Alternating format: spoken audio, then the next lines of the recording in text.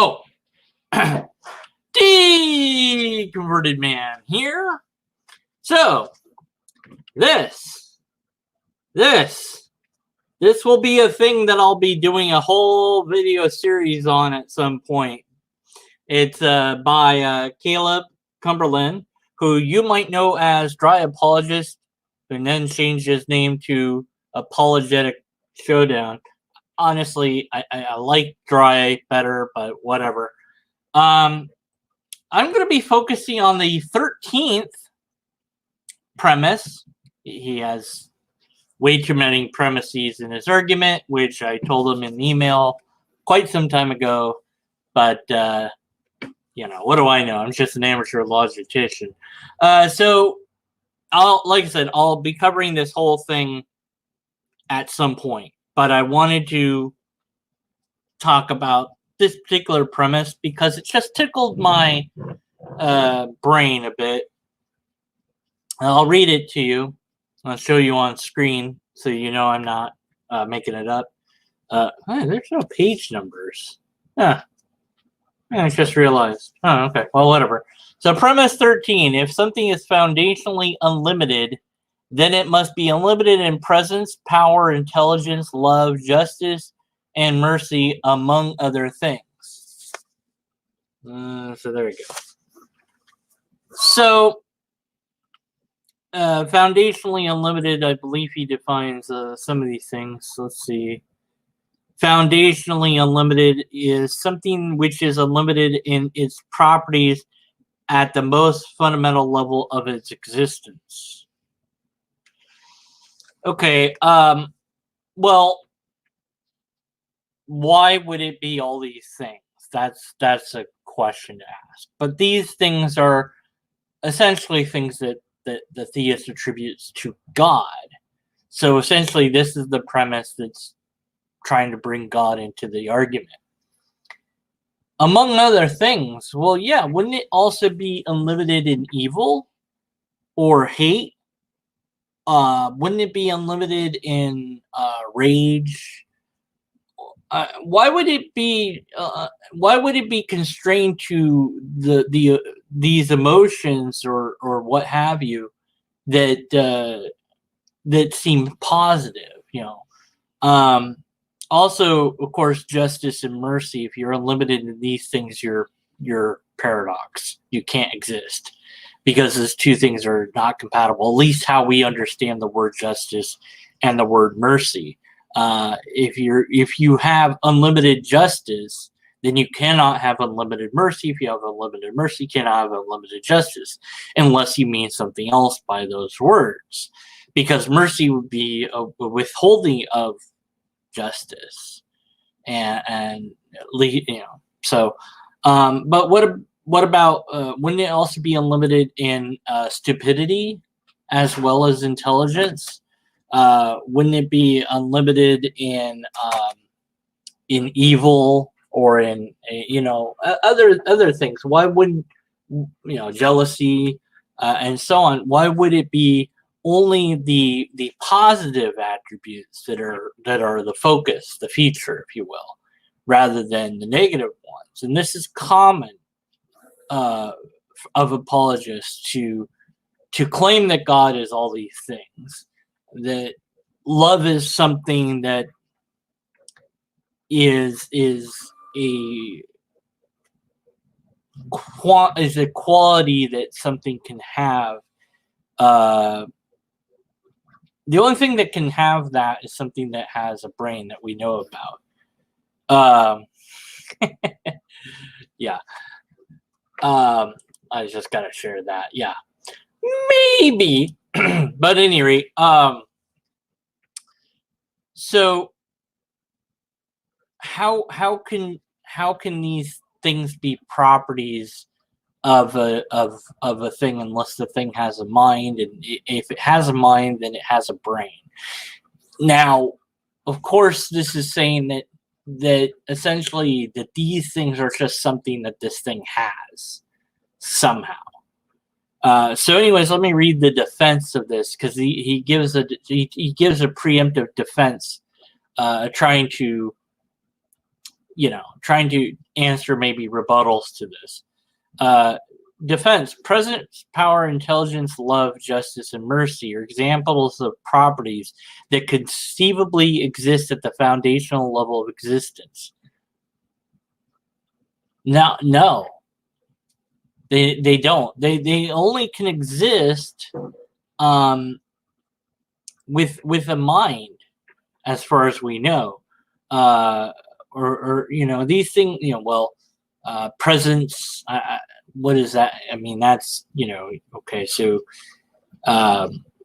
it's something is there, that's a presence, I suppose. Power, that's, this power thing has always bothered me, and it's so vague. What do you mean by power? Does that mean energy? Does it mean ability to do things? Where is this power coming from? How is it unlimited? How does that work?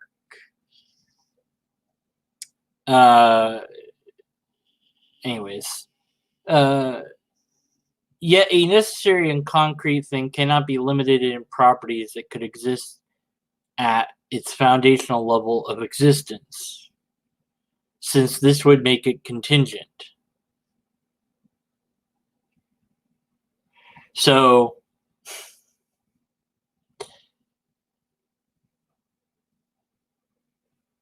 why? Why is that a problem? I mean, again, this has to be, the defense here is asserting something that is not embedded in the premise, that this thing has to just exist on its own, without any other contingent factors, that it is the sum total thing that must be, and of course that's what he thinks God is, but it just raises so many questions. So if something is not limited in properties that could exist at its foundational level existence, then it must be unlimited in presence, power, intelligence, love, justice, and mercy, among other things.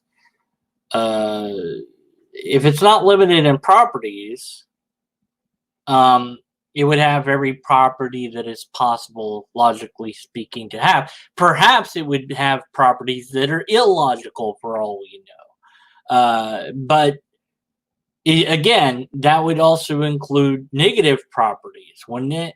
I don't think love is a property. That's an emotion. Justice is a concept.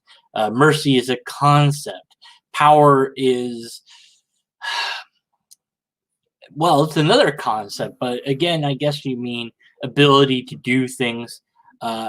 Unlimited in presence. That doesn't really make sense. You can only be at a single place, but of course this is trying to argue for omnipresence, right? But why would you also not be unlimited in a single location? You'd be the biggest thing possible and the smallest thing possible. I mean, it just begs, it just brings into question so many more problems, well, if it's unlimited, why well, then it is indeed unlimited, and it would also be unlimited in evil, unlimited in disgust, unlimited in smell. Why stop there? It'd be unlimited in laughter, it'd be unlimited in sadness, and you could throw in every single emotion. You could say it's unlimited in corporeal. It's unlimited in uncorporeal. The thing just, it's unlimited in pizza. I mean, why are these things considered properties? Anyways, note there are some limitations that a necessary and concrete thing must possess, given the properties that it must have at its foundational level of existence. Well, I think in order to exist in any coherent way, there has to be some sort of rule set that this thing follows. And that's really an impossible task for the theist to lay out, because God is just the way it is by brute force. It's that way because that's what it is. There isn't a why or a how to it. It just is that way. And so it, of course, is special. It's the ultimate in special pleading. God is all the things that nothing else is allowed to be. It is allowed to be outside of space and time. It is allowed to have unlimited knowledge and power. It's allowed to do all these things without any explanation to how any of that works. Why does God have this power? How does it work? Well, there's no real answer to it. It just does. Because that's just the way it works. And yet, when you consider what we actually know about reality, and we are confronted with, the very small, let's say the Planck level, and that's said to be the smallest that the things can be, and you go, well, what's smaller than? There is no smaller than that, apparently, or maybe there is, and we haven't figured it out. But how small is a Planck? And it's just indescribably small. And at that point, you're just like energy or something. And you're like, well, what would that be like? And we can't grasp that. And you go, okay, well, why is that way? And you go, well, it's just a brute force. That's just the way it is. And that's an okay answer that we actually know is a true answer. But the theists, sometimes the apologists, will take that and say, well, but why? They'll keep going. It's like, well, what's the point of the universe? As if there is a point to it. Why does there have to be a point? Maybe it's just here by brute fact. If your God can be here by brute fact, then why can't the universe be? Save a step. Let's not add a God. We have the universe for sure. We know that. And why can't that just be a brute force that we have not yet come to fully understand? Why add another thing that is the thing that is the brute force to that? Well, because you believe in the God. That's why. That's the only reason to add that step.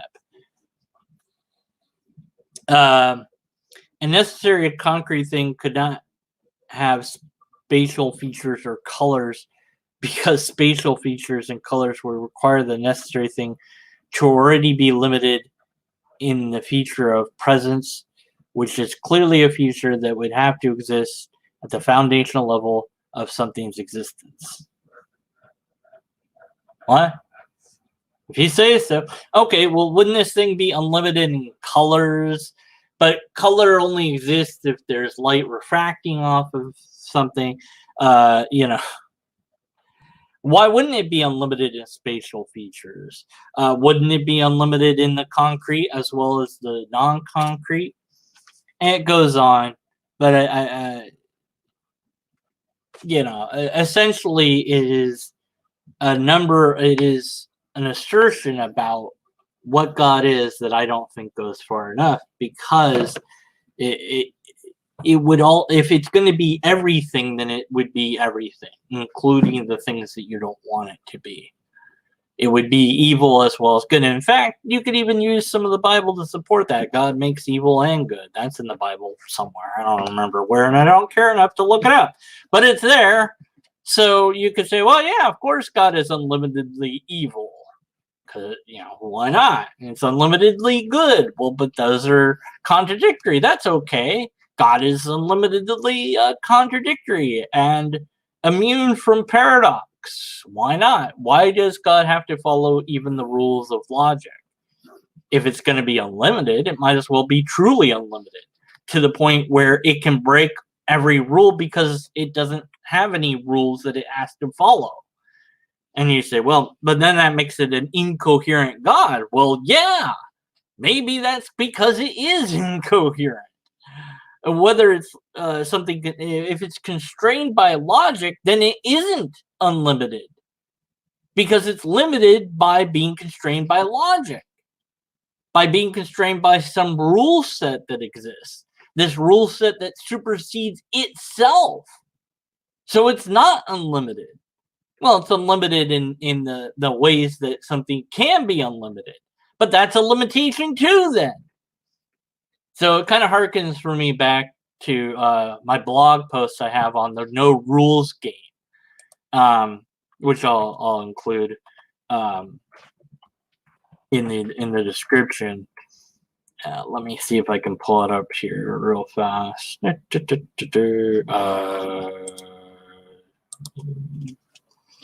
Logger. There I am. I couldn't find myself. Let's see. No rules game. There we go. All right. There's that. There's that. Okay. So in the no rules game, there is no rules, which means that we all win. Everybody loses. We've always been playing this game. We never played this game. We're playing the game right now, and we never started. And that there isn't a rule, which is a rule, but that's also not a rule because it doesn't matter. That's essentially the sort of absurdity that comes from an unlimited ability to do things. The sum total of reality to be an entity that is incoherent might be the case, but then you wouldn't be able to know anything about it or trust in it really at all, because if it's incoherent and it doesn't have to follow any rules, then you can't trust it. You don't know what it's going to do. It's chaos, pure chaos.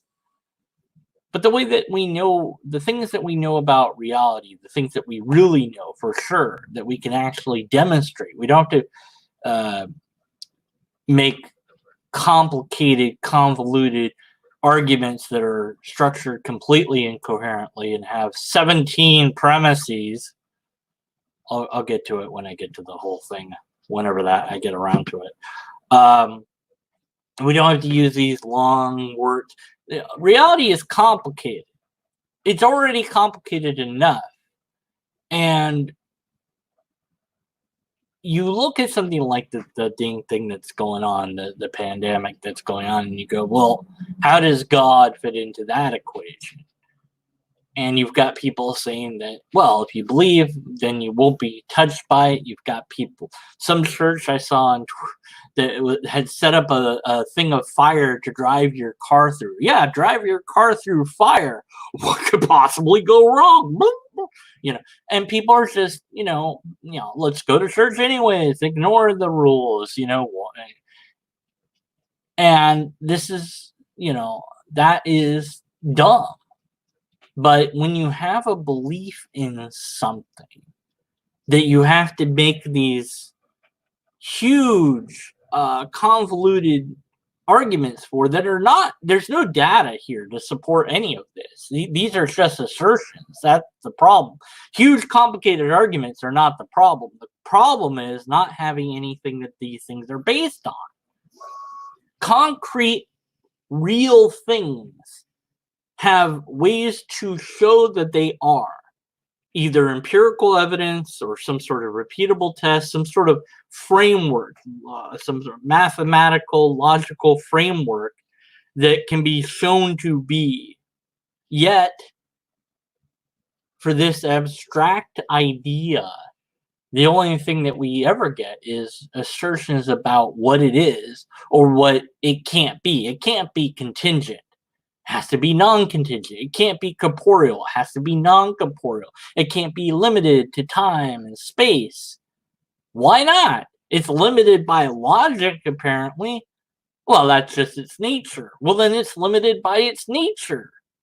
So there is a limit, but there also isn't a limit. So it's incoherent. There's other part, of course, I do want to get to the whole thing at some point, and but today is not that day. I just wanted to cover this one because it is in essence what when any apologist, any theist, any person that submits that there's a God makes a huge claim about what God is and how it works. And you go, well, how do you know any of that is the case? It can't be the argument, because the argument, by the way, doesn't lead up to premise 13 at all. But, and you'll have to take my word for it until I actually, no, don't take my word for it. Be skeptical of what I'm saying until I analyze the whole thing.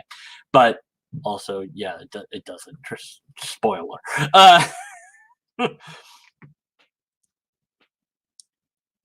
Rather than asserting, demonstration would be preferred. But God is apparently so well hidden that it seems to not be. Perhaps the only place God exists is in your brain. And maybe that's okay. Maybe that's fine. Maybe that's where the only place where God can be is in our brains. But then you can't have it in control of the universe. You can't say it made the universe, but so what?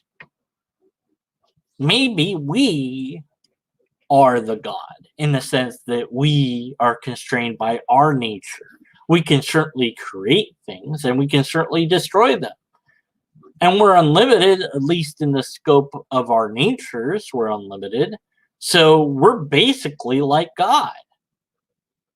So maybe we made God. And that seems to be the truth of the matter. On somewhat of a tangent, but a related one, I suppose, it's Easter. So, as many of you know, Easter is supposedly when Jesus came back from the dead, because that's something that you can do if you're part God. Oh, well, now this is a tricky thing. Here's an experiment you can run. It might be interesting to do so. Ask on a Christian forum or in a chat room or something, what is Jesus?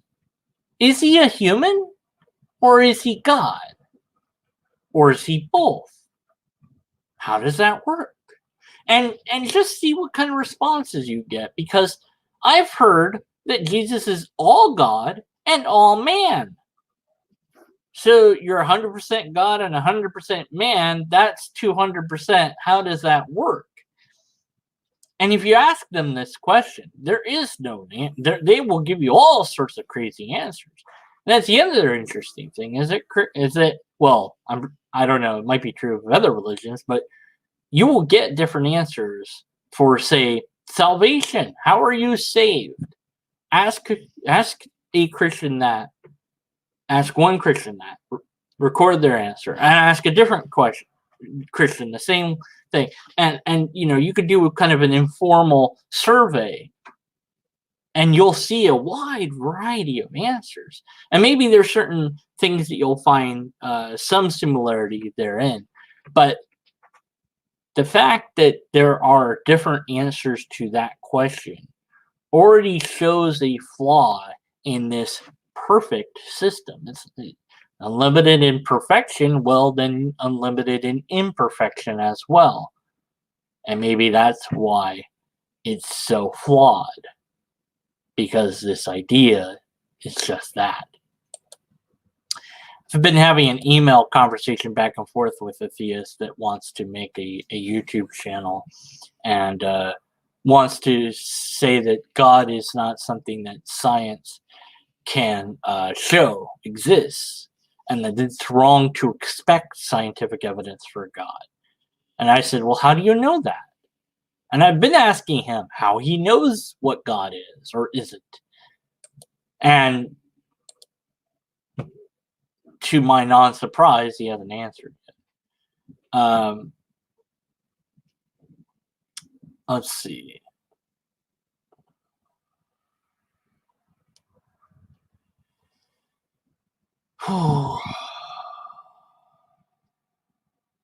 Let's see.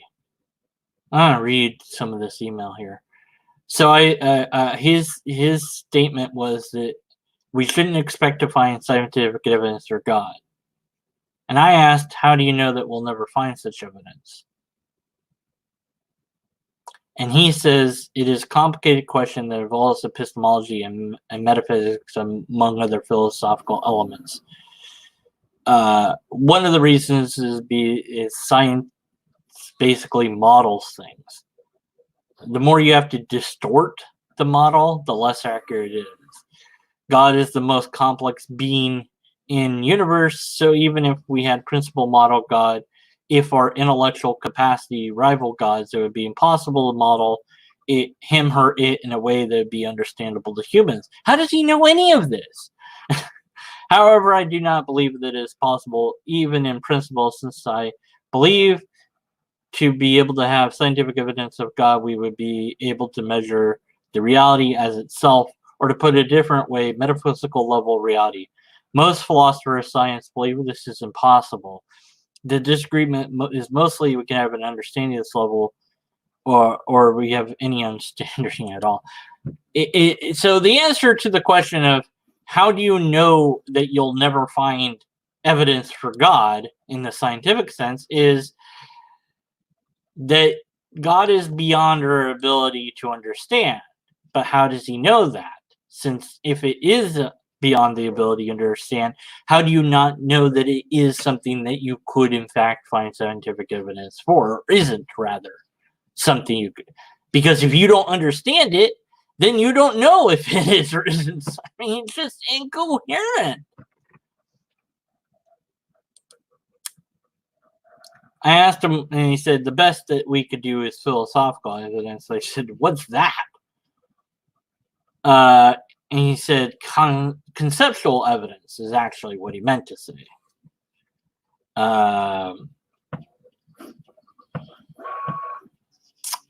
Yeah, that's nice. I'll just read what it says because it doesn't make any sense. But I think I should share this with you, even though it's completely off the topic that I started with. But I'm done with that anyway, so whatever. I don't care anymore. I should have said conceptual evidence, since this includes mathematics and logic in addition to philosophy. Well, how do we use mathematics or logic with God if the sciences can't apply to God? Which is it? Oh, well, anyways, the fact that mathematics and logic seem to be universally true is kind of an evidence of God. No, it's not. And there's all sorts of assumptions embedded in that. Since their primitive brains access point to the eternal truth of God. What? No, they don't. What? Through them, we can have a glimpse into the him, her. The conceptual analysis philosophy is the other way for us humans to try to grasp something eternal and true. What? Since science does not get us to the truth. Sure it does. Science gets us to the truth of reality.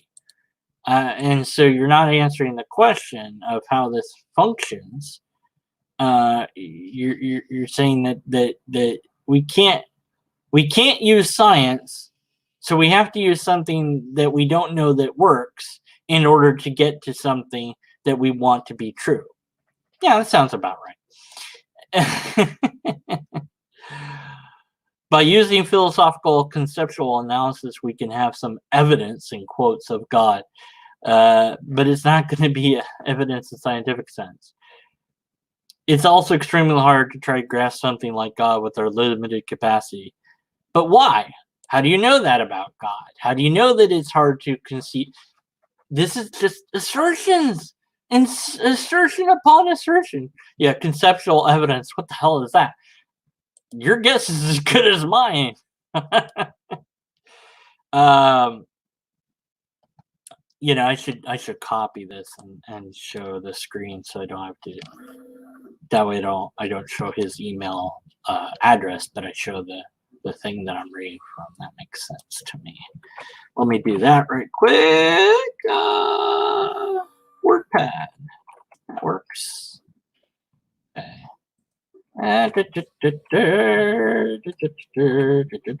Let's see. Okay, share screen, application window, that. Okay. Oh, that's, let's make that bigger. Let's make that bigger.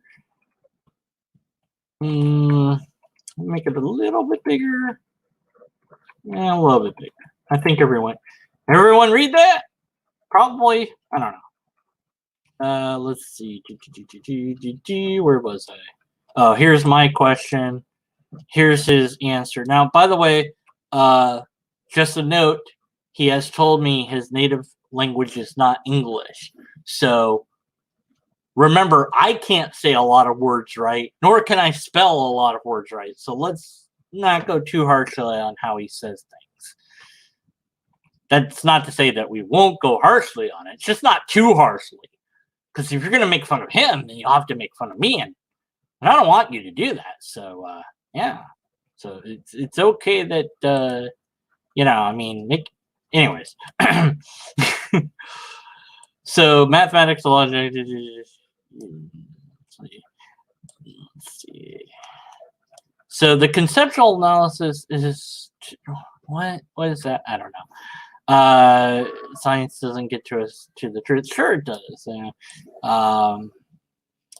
not going to be evidence scientific. It's something like on yeah. So if there's any evidence at all, then that evidence would be subject to scientific analysis of some sort. But if you're going to constrain it into the realm of the purely whimsical, which is all you're doing because you don't have a system here. Note my question was, how does this work? How does it function? What's the rule set? How can you show it's true or not? What method? What type of philosophical ideas? Based upon what? He didn't answer any of that at all, not even a little. Okay, so then he said personal experience. So I had to go off a bit on how pathetic personal experience is and how little I care about it. I told him not to include that. Anyone can claim to have any experience that no one else has had. Other religious people claim to have experiences. People think that aliens kidnapped them and claim to have had them. Without some way to test the experiments, we would have nothing to go on. It's the weakest possible argument that there is. And then I also pontificate a bit more. Also, what about non-experiences? Most of our lives have non-experience of God. I have friends, Main Gun, for example, Johnny Drive-By for another. I think Gary Wishton also has never had an experience of God, if I'm not mistaken. So they've never had this experience of God and find it something impossible to grasp. And again, I do apologize for talking for any of you out there. If you don't find it impossible to grasp, then I strawmanned you inadvertently. But I'm trying to explain to this guy something I think that might be true. So it's okay that I strawmanned you. Because no, it's not okay. Anyways. So I should have said they might find it impossible. Anyways, whatever. Would a non-experience of the divine be proof of the non-divine? Because, I mean, that's what you guys have had, I think, your whole lives, is not experiencing God. So wouldn't that be proof that there isn't a God then? If we're going to say the experiences of God are proof that there's God, then the non-experience of God is proof that there is no God. And, of course, I end with, also, if we can explain these natural experience by the... if we can explain these... I say that. That's what I said, right there. There. See that? See that? Wait. There it is. I said that. You just read it for yourself. I'll wait. I can't. Anyways, natural better than not. I'm not sure what you were asking specifically. I realize that personal experience. What do you mean? I realize personal experience is not persuasive to anyone else person having it. It shouldn't be, by the way, it shouldn't be persuasive to the one having it either. If it's outside the realm of the mundane, then it probably is something that your brain can do, and it isn't real in any other sense. And I'll do a little thing mental note to self, time slow down thing. And I will remember that. Okay. This is the reason why I think it's okay to answer the question, why do you believe? But not to the question, why should I believe? Well, that's fair. That's good. You know, why he believes is some personal experience. Yeah, okay. I mean, that at least, okay. Probably answer my personal experience. However, for me, because this is my experience, I do not also blame people who've had an alien experience for believing them. I just do not believe it myself. Right, but that's the thing, is that we shouldn't conclude that something is true because you've had the experience. That's what I'm trying to get at here. In similar fashion, I do not expect you to believe in my experience. No, I believe you had an experience. I just don't think that it is what you think it is. That's all. I also recognize there are all kinds of hallucination and things of that nature. In fact, growing literature psychology argues human most of the time in controlled hallucination. Really? There is literature like that? I would advise against reading that literature. It sounds like made up bullshit to me. And that information from outer world affects the hallucination when there's some kind of conflict with perceived reality. What the hell? I don't know what he's talking about. Similarly, it's not fully trusted my senses or memory. I recognize the experience of God is subject to being a product of my brain. Well, there you go. There you go. That's all it is. It's your brain. So one, however, cannot live in full skepticism. Huh? Sure they can. I do. There is interesting stories about this in history of philosophy. We have to choose something to trust. Do we though? I mean, I guess I would say not. I would say that you should trust something if it can be shown to be useful, reliable, repeatable, demonstratable, formulaic, something that has shown results. Then you can trust it. But I don't like the idea of that you just have to like pick something to trust. That's yeah. See, I should have scanned the book, and then I could have had the book on the screen like this. And I could be, oh, well, whatever. Anyways, we're doing this. So it doesn't matter anymore. I just happen to trust my experience of God. Why? Similarly, then I trust my senses, even though I realize both of them can be deceiving. Why is it that, and then I asked, why is it you can't test God? Why is there no empirical scientific way to show God is? Could it be that God is just an idea in the brain and nothing more? This, I think I already answered. Well, he didn't, but whatever. So, right. Reminder. Thank you, me from past. So, I had this experience of a time dilation. Time slowed down for me. And I think I talked about this before, but whatever. I got into this little fight, threw a punch at a guy, and I hit him, and it was bad. And I apologize to all of you for it and all this, and I was worried about what would happen. By the way, I still haven't gone to trial for that. It's been years now, so I don't know when that's going to happen. They had a murder case, apparently. That delayed everything. And then, of course, COVID-19 has delayed everything more, so I don't know. I don't know why they just don't, write out a letter and be like, yeah, never mind, we're not going to do this or whatever. But anyways, I suppose at some point I'll go to trial for this, I guess. I don't know. I have a lawyer that's a free lawyer that's going to work on it whenever it finally does come up. So I'm not really worried about it because it's been so long that I think that he will just have to toss it out. What was I going on? Oh, right. Anyways, so what happened from my perspective is time slowed down. So I just saw my fist doing this, and it was like I was dreaming. And I was like, oh, I have a cup in my hand. I can do this. And I hit him with that, and I hit him with my fist. And everything was slowed down, like slow motion. Now, in reality, time did not slow down in that moment. For everybody that wasn't me, time was normal and went like it normally does. So it's only my perspective that time was slowed down. And why, how that works, I don't know. I'm no neurologist or psychologist, so I have no idea. Other people have experienced things like this, and it's an interesting thing our brain can do. And maybe we could even figure out a way to make it do that. That would be kind of cool, because it was kind of cool to have time slow down. But the amount of energy that took mentally, like afterwards all that was over, I was just completely wiped out emotionally and physically.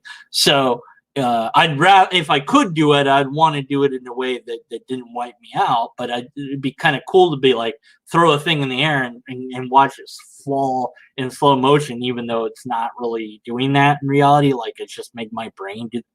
Ooh, that was cool. And light went off for a moment. Okay. Anyways, I just make my brain do that somehow or whatever. But that is I could say, well, time slowed down for me and no one else. But time really did slow down, for real. No, time just seemed to slow down to me. But time didn't really slow down at all. That's just what my brain did. So I can recognize that my brain made it seem like something was happening that wasn't really true. It wasn't really happening. With the God belief,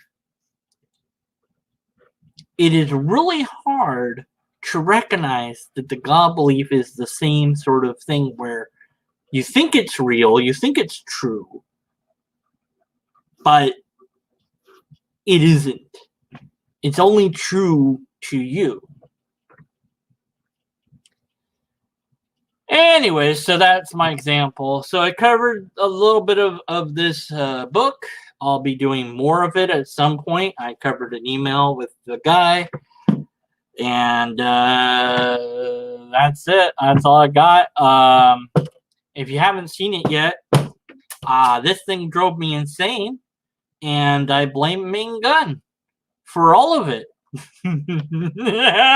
pretty good. Anyways, so hopefully, you enjoyed this, and if you have any questions, comments, concerns, or other things, put them in the comments section, and I'll we'll do whatever. If you have something you want me to cover live or edited or whatever, let me know, and I will, unless I don't feel like it, but I probably will. Yeah, that's better to do. And I hope this was of some interest and use or something to you. And if it wasn't, then oh well. I mean, whatever. So that's it. I'm doing the Finn thing now. Finn, goodbye, everybody. Have a nice day. Lobsters can cure the thing, probably. But we don't know how yet. And goodbye. See ya next time. I need an ending. Somebody give me an ending. Something to say at the end of these videos. Because I can't say the unless and until thing, because that doesn't make sense. Okay, I'm gonna push the button now. Alright, here we go.